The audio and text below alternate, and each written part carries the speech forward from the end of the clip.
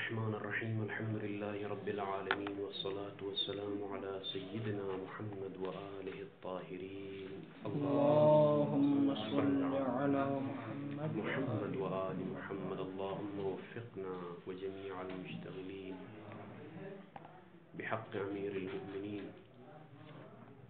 وسلام الله على صديقة الطاهرة زهرة سلام الله عليها. آج یہ آخری درس ہوگا استشہاد خاتون قیامت جناب زہرا سلام اللہ علیہ کے حوالے سے حوزے میں تعطیل ہے، تو انشاءاللہ تعالی اسبوع کامل تعطیل ہے حوزے میں، اس کے بعد درس کا آغاز ہوگا.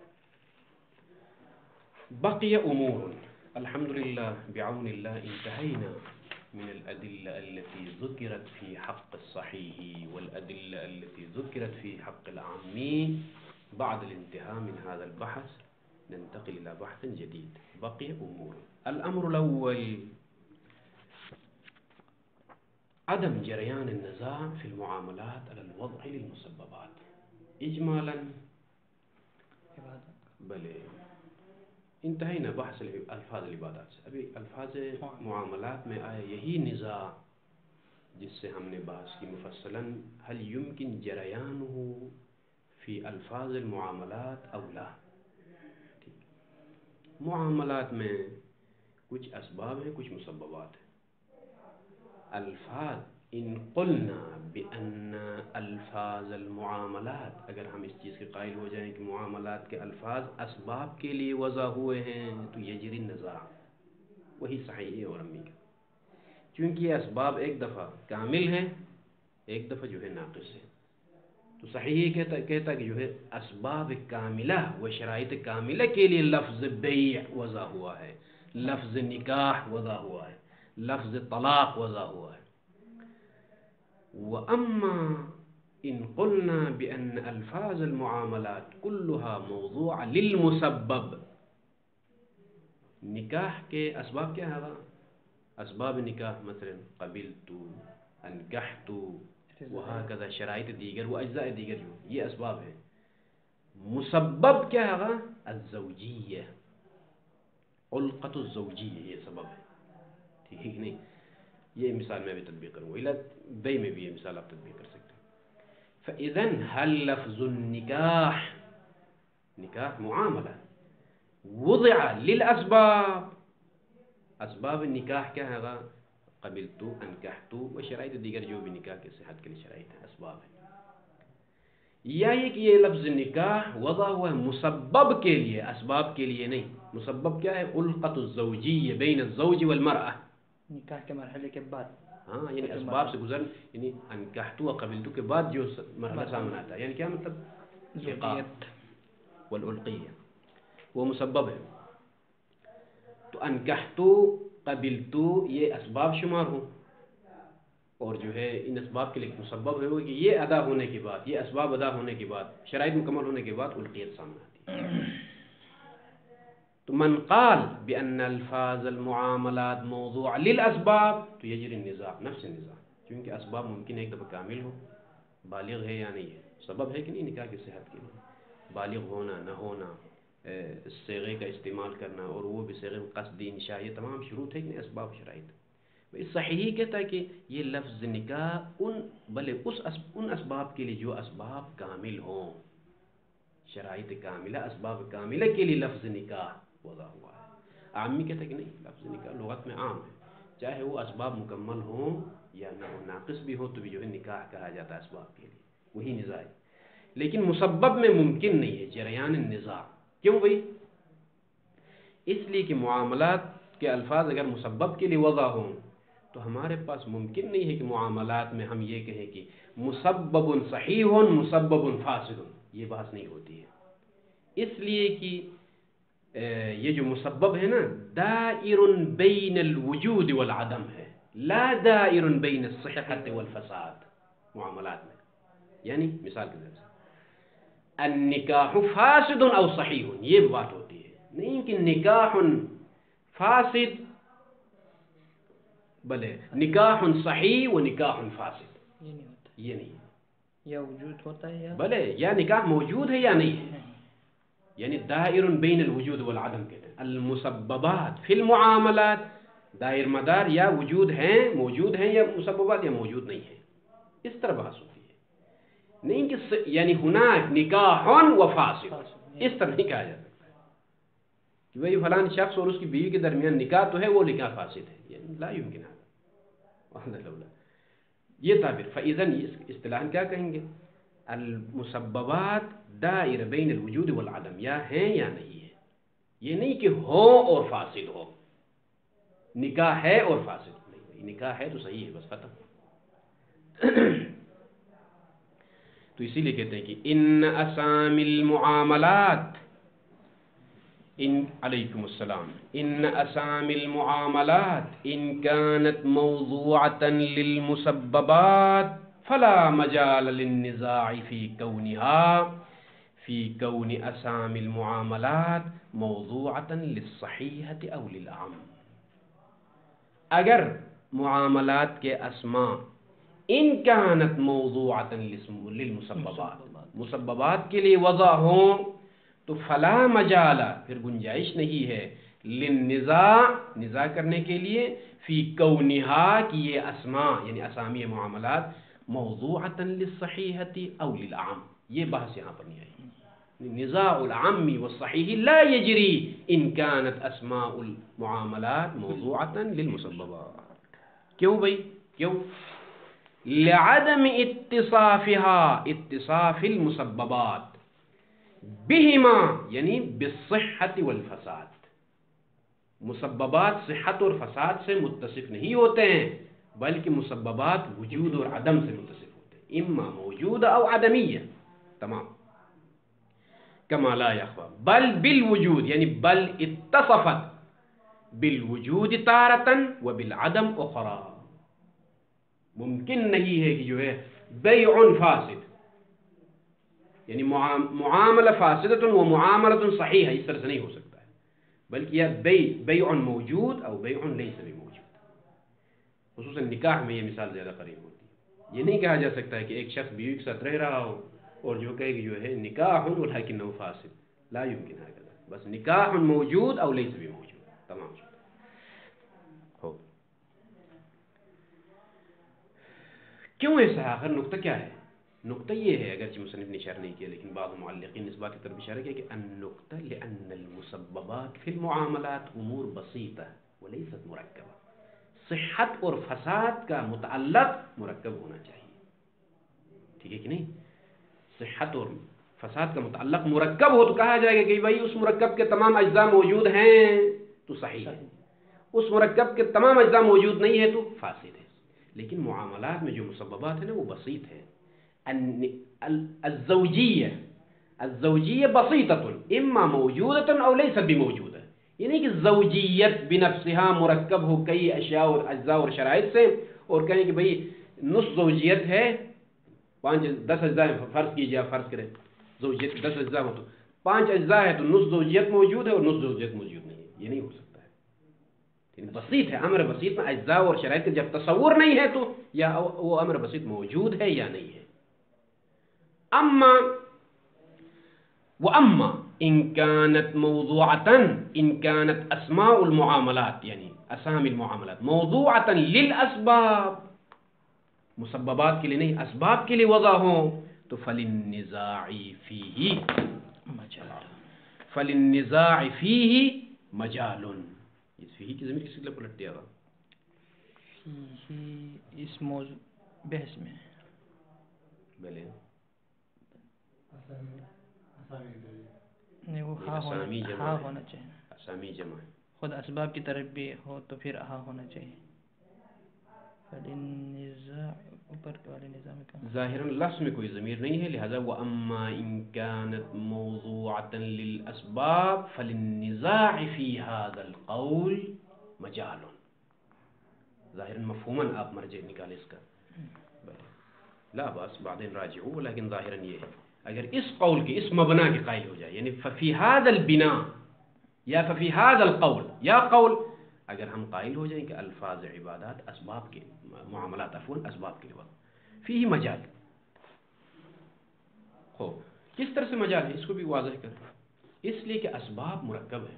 مثلا نکاح جو کہ زوجیت ہے کہ زوجیت مسبب ہے، اس کے اسباب کیا ہے؟ زوجیت کے اسباب کئی اسباب ہیں میرے پاس. انسان کا بالغ ہونا، انسان کا راضی ہونا، قصد انشاء، طرفین من رضا، قبلتو صیغہ کا اجراء، یعنی یہ تمام اسباب اور شرائط ہیں.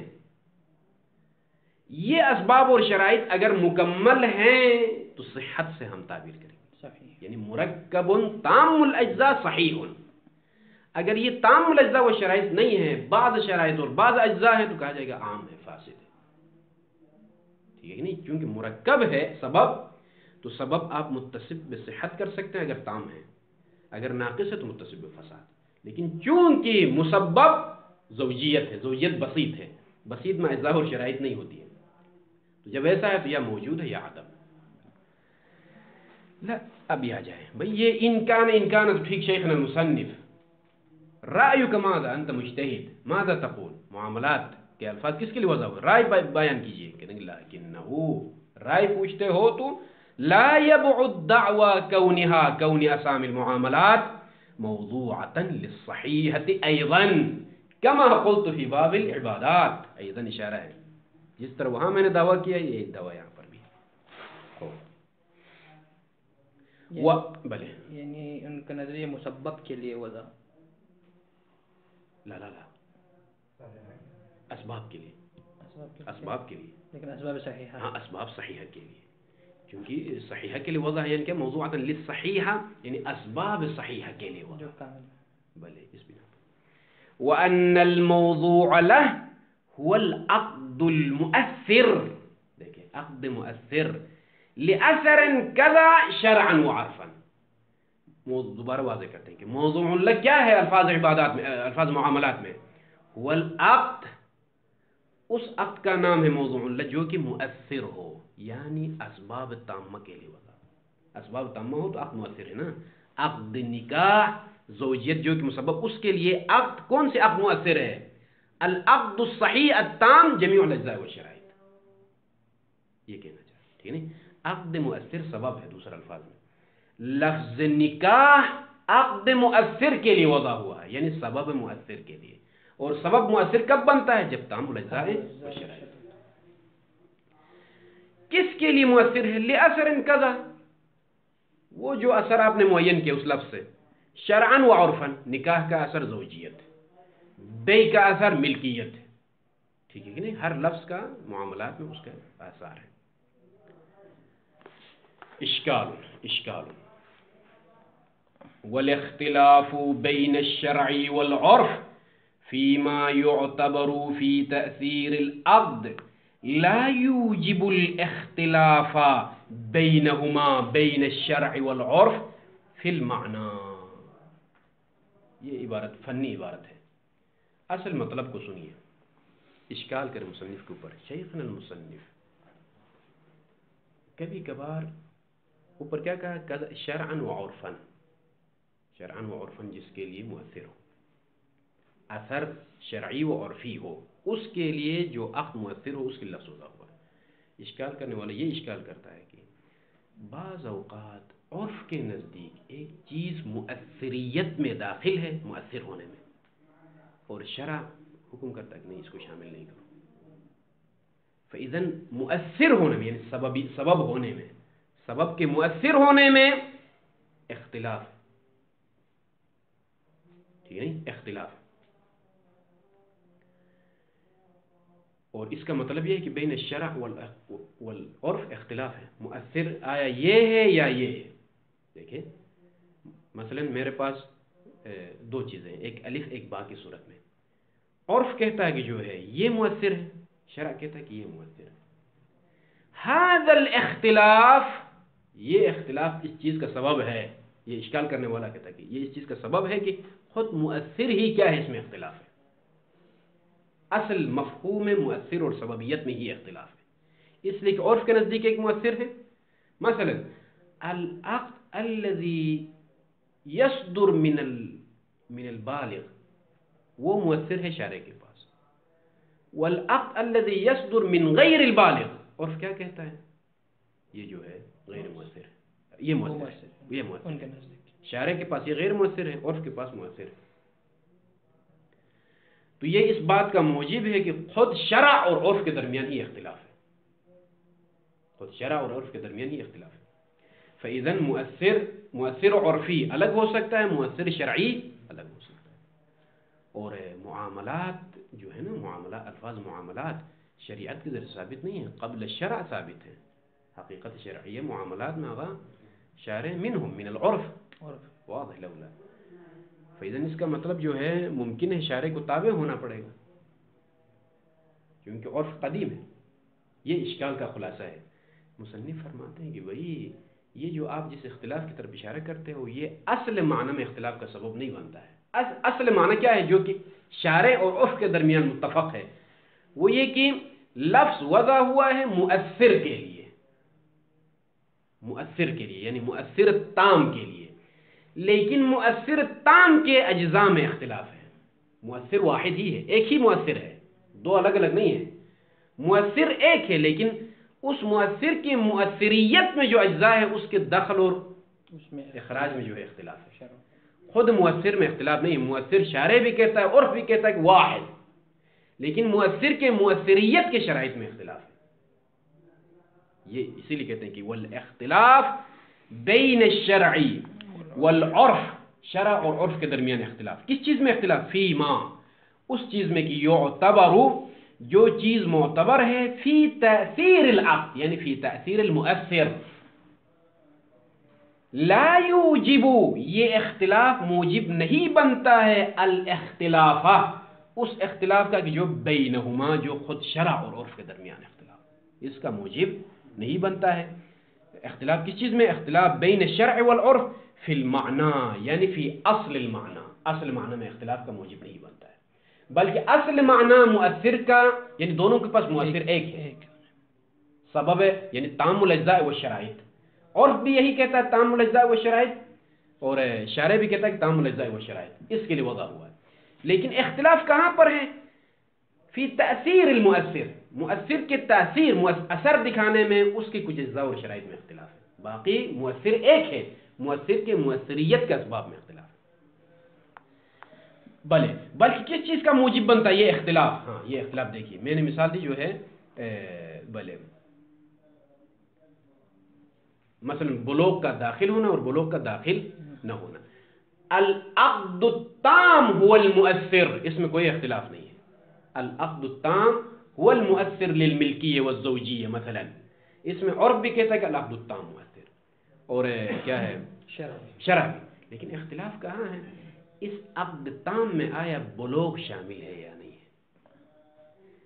بلوغ کے شمول اور عدم شمول کا یہ اختلاف موجب نہیں بنتا ہے کہ خود اصل مؤثریت جو کہ معنی اولی ہے وہ اختلاف بین شارع والعرف. دونوں متفق ہے کہ المؤثر واحد وهو تام الاجزاء والشرائط، ولیکن تام الاجزاء شرائط میں سے، ان شرائط میں سے یہ بلوغ شامل ہے یا نہیں ہے، اس میں اختلاف ہے. یہ اختلاف موجب بنتا ہے کس چیز کا؟ بل یہ بل اضرابیہ ہے. پہلے کہا کہ لا یوجب الاختلاف بینہما فی المعنی، بینہما یعنی بین العرف والشرع فی اصل المعنی، بل ایک چیز کا موجب بنتا ہے یہ اختلاف. کس چیز کا؟ بل یوں پڑھے یعنی بل یوجب الاختلاف فی المحققات والمصادیق.